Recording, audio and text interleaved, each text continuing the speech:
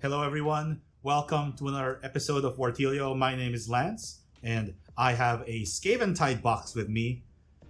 And this is a really exciting way to cap off the 4th edition with this massive box with tons of value, which I will talk about more later. I want to first say, of course, that this video is sponsored by Hobby Factory. Thank you for all the support that you've given us throughout all the events. And if you guys want to purchase some awesome Warhammer stuff, we recommend Hobby Factory, as it is the most complete, local store experience you can find. Like, they have the most products available at the moment if you're based in the Philippines. So without further ado, I would like to go to unboxing this box. So this thing is massive. This thing weighs like around 5 kg. It is the biggest Warhammer box I've ever seen. Maybe it gives Leviathan a run for its money.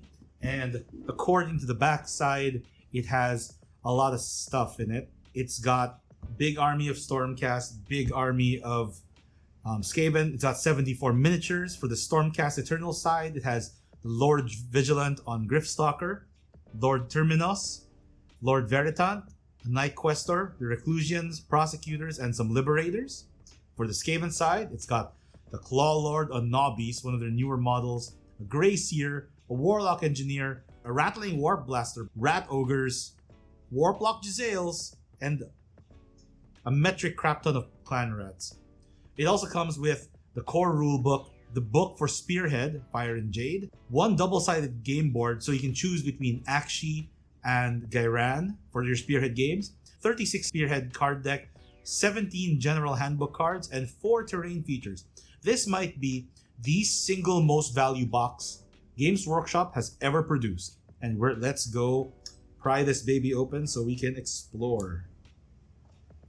I actually have never done an unboxing video before, so this is exciting and scary. I don't know if people who are watching have like certain peeves with unboxing. Just so that, oh, okay, there it is. All right, I am ready to pop this baby open. Oh, whoa. So upon opening the box, we are greeted with this gorgeous mini poster with the Stormcast facing off against the Skaven. This is like a preview of what's to come. And the backside is, okay, a barcode for the product and a cool little, logo of Warhammer Age of Sigmar. And that's a lot of plastic. So what we have here are, I think, the Liberators plastic. Like, you see the Grand Hammers over here with the shields and everything. Yeah, there's a lot of parts to this, but what I like about this so far, though, is it seems that every single Liberator is contained to its own sprue. And as far as I know, you don't mix and match the different sprues, so it's a little bit simpler to assemble. You got all of the bases packed neatly in their little packs. I think it would have been cooler if they separated what would be for the Skaven and what would be for Stormcast, but without more knowledge on this, it seems like they mixed up a couple of the bags. More Liberate. This is just so much plastic. So much plastic, it's kind of insane. So more Liberators. This looks like it belongs to the Rat Ogres, and again, a lot of the plastic sprues are contained to just their own sprues. You don't have to mix and match them based on the instructions. Prosecutors with the wings. What is this? I think this is the Gnawbeast. Yep. And Clan Rats over here. Oh no, these are the Giselles. I lied. See the long snipers and all that. Man, this is actually, if I was a newbie, I would be freaking thrilled, but at the same time, I'll admit that this is a little bit intimidating. There's a lot of plastic going on, but this will keep someone very busy for months on end. Yep, this is the Warp Blaster. Look at this, such a gorgeous looking sprue. Everything looks very simple to put together. This one is the Lord Imperator, I believe. Well, let me just turn this light back on. There we go. And I got More Stormcast models here. Okay, so far consistently like locked in their own sprues, which is nice. Okay, all the clan rats are in these sprues, and we have this one sprue over here for, why is this light keep turning off? We have one sprue over here for the terrain, 4 pieces of terrain that can be used for a spearhead game, so that you're basically ready off the bat. Here's another separator, and what's under this? More bases. More bases. And some... What is this? This light keeps going out. Alright. Slaughter at Hellcrown. Mark your mark on the mortal arms. Oh yeah, so there is a unique code attached to this. And if you use the code, you get to participate in voting for whether the Stormcast Eternals beat the Skaven. We'll probably vote on... Well, factions. Put down the comments below. Do you think we should vote for the Skaven or Stormcast? Because I personally would prefer the Skaven one. It just makes for a more interesting story, and like I just think it's more the story is a more interesting place whenever the bad guys have the upper hand. Bring Blight and Ruin or stem the tide. Blight and Ruin it is, for me at least. Next we got. Whoa, that is heavy. This is where most of the weight is, and this book. So I suspect. Oh, look at this. This got a nice little seal on there too. Like, should not have cut my nails before doing this. If you have like reasonably long nails and you're about to open one of GW's most value boxes like ever, would be wise not to cut your nails just cause. Let's pry this baby open. Come on. All right. Okay. This is obviously the Fire and Jade stuff. This is the Spearhead supplement. Look at this. You got all the season's rules, order battle, the battle tactics for order, the universal battle tactic. No, this isn't Fire and Jade. This is like season 1 stuff. So you've got all the battle tactic cards in one hand. So this is going to be really good for demos. You've got one for order, death, and in the back you have destruction and chaos as well. So here you go. Look at these cards. These cards are so handy. They're so much nicer than a lot of the printouts that we've come up with so far. So I really love that this makes it easier to play, like not just Spearhead, but also just the main game. So it also comes with the season rules for 2024, 2025. Hopefully this stays relevant for most of it.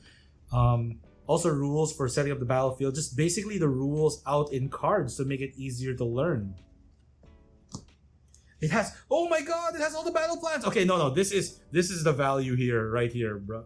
And it even tells you what year the battle plan was initially conceived. Because like this season is like an all-star season, right? Where it shows you like, and it shows you like what year, what GHB the battle plan was from. Jaws of Galay was one of my favorite battle plans. And having a card that, you know, lets us know exactly how each battle plan will go is so useful. It's just such good value. And oh, we have a little scorecard thingy here. I wonder if, I think if we have an erasable pen, we could probably just note down what we're doing and then erase them on the spot as well. It's a good guide. I think we need to copy this for tournaments in the future. Man, okay, I'm so excited. I can't wait to go over all the battle plans when we're like planning what tournaments to do. Man, okay. I was excited for the models. The models were great. But damn, okay, the battle plans I think take the cake. I'm really excited for those little cards. Makes it really easy to just go up to a store and just play a game. Because we have our little references here. Damn, this box is like Value Town. And what is this? Okay, instructions.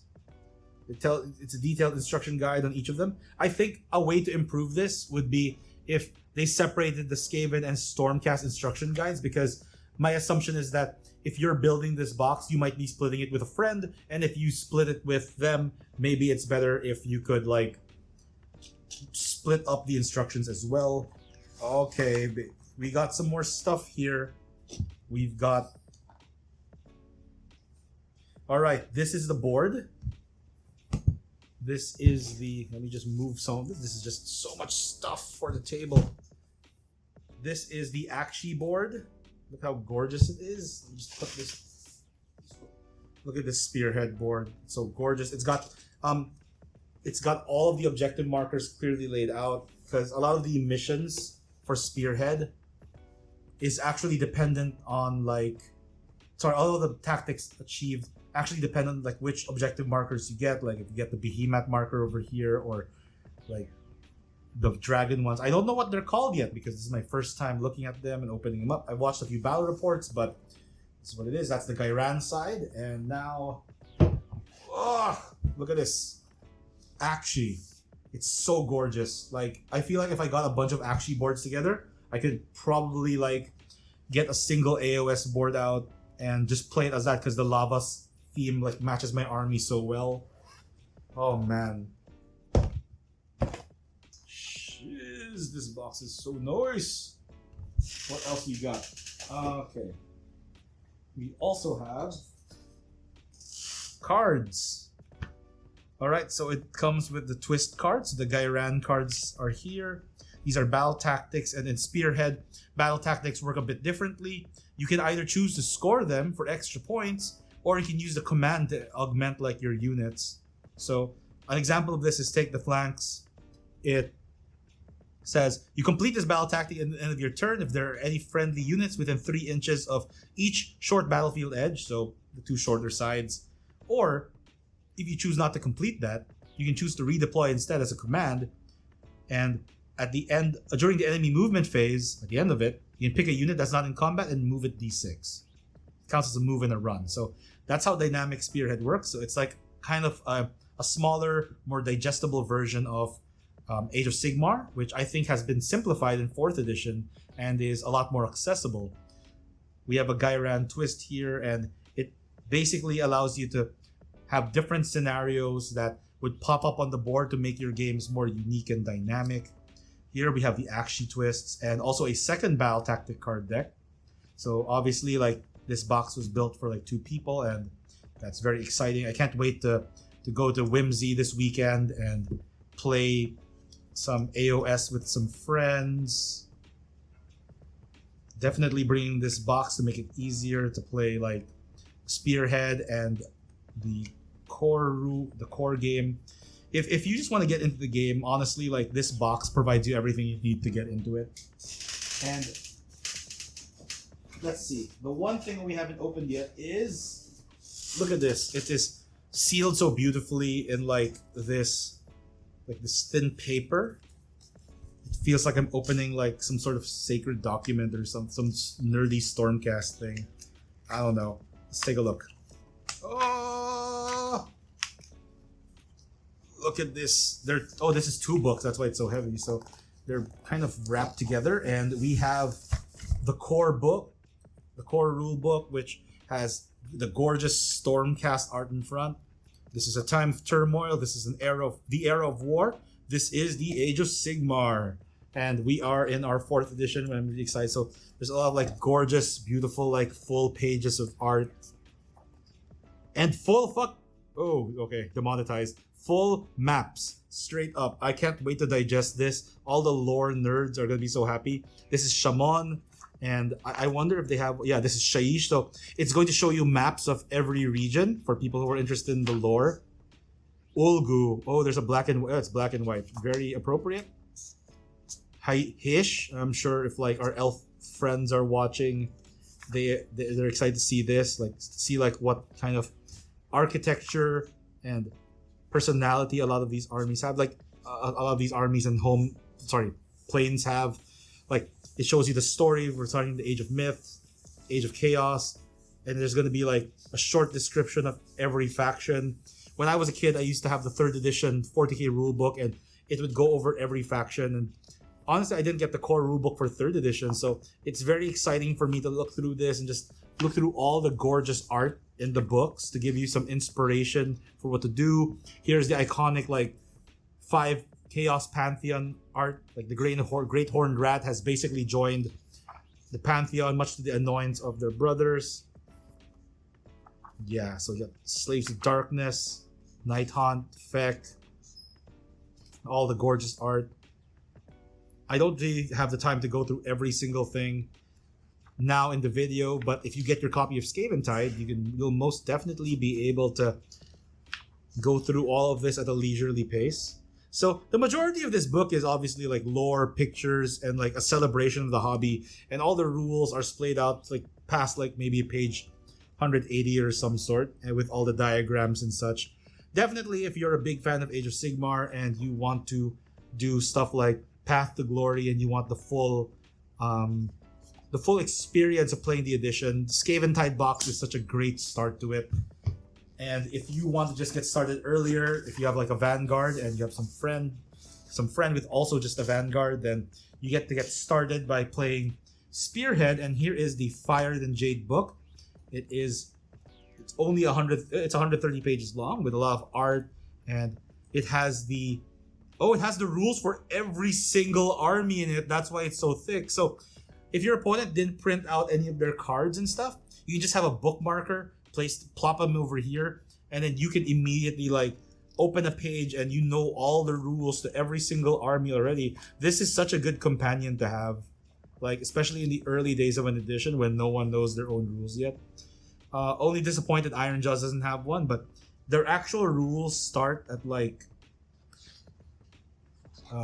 page 116 up to page 138.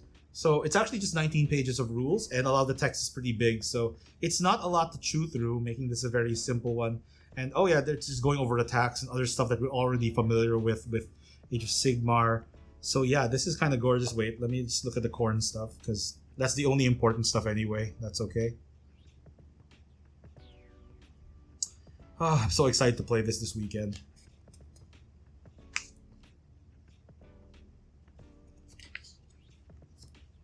So that's a lot of stuff. Honestly, this is the most value set Games Workshop has ever released. It's got so much plastic in it. And if you were ever wondering how many points worth of plastic this box has, after the pitch battle profile came out last week, we were able to compute that this box has 1,200 points of Stormcast and 1,270 points of Skaven. That is impressive for any box. I've never seen like a box release where you buy a box and it's more than 1,000 points. And given the box price at release right now, this is technically cheaper than a Vanguard. Like if you bought a Vanguard of each, like you get maybe around 700 points of each army. But with this box, for the price of like, I think around or less than 2 Vanguards, you get 1,200 points per faction. You get the core rule book for both Spearhead and main AOS, 4 pieces of terrain, and paraphernalia and cards that help you play the game better. Like this little packet I'll be bringing with me all the time. This is such an insane box set. I cannot believe that, I can't believe they were able to bundle this up so well. I'm really excited to put stuff together and play some games with my friends this weekend. I hope you guys enjoyed our first unboxing video. If you have any questions, concerns, or comments on how we can improve these, like feel free to reach out to us and tell us what we can do. Until then, we want to once again thank our sponsor, Hobby Factory, for giving us so much like Warhammer selection to choose from. And with that, if you like this kind of content, give us a like, give us a sub, and that's all I got for now. I'm gonna start, pumping through the core rule book. I'm gonna tear through some of the art and basically read all the corn stuff, only the important stuff. And with that, thank you very much, everyone. See ya.